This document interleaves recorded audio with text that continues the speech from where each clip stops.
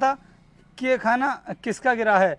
साहब, जब मैं सुबह ड्यूटी पर आया था ना, तो ये खाना यहीं पर पड़ा हुआ था। मैं इसके बारे में कुछ भी नहीं जानता हूँ। चलो ठीक है, मैं चलता हूँ। जी साहब। आज से पहले रोहित को मैंने कभी भी इतना उदास होते हुए नहीं देखा है।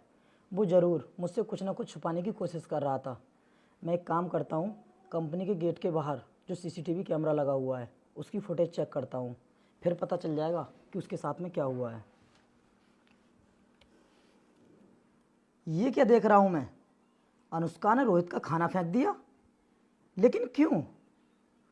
एक काम करता हूँ, मैं अनुष्का को ऑफिस के अंदर बुलाता हूँ, तब पता चलेगा कि उसने रोहित के साथ में ऐसा क्यों किया था।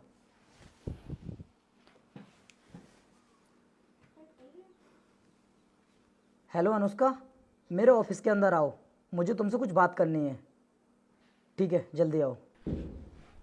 जी सर, आपने मुझे बुलाया था? हाँ, मुझे ये बताओ अनुष्का, कंपनी के गेट पर रोहित और तुम्हारे बीच में क्या हुआ था? कुछ भी तो नहीं सर।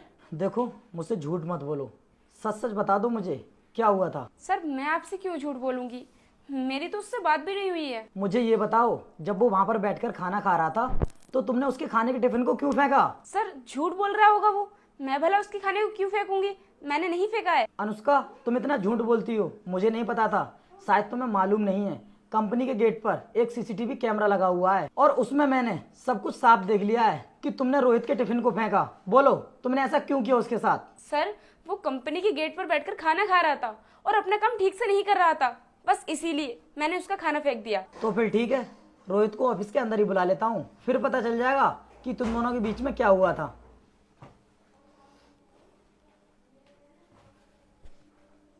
हेलो रोहित, तुम मेरे ऑफिस के अंदर आओ, तुमसे कुछ बात करनी है। जी साहब। रोहित, सुबह तो तुमने मुझे कुछ बताया नहीं, लेकिन अब मुझे पता चल चुका है कि अनुष्का ने तुम्हारा खाना गिराया था।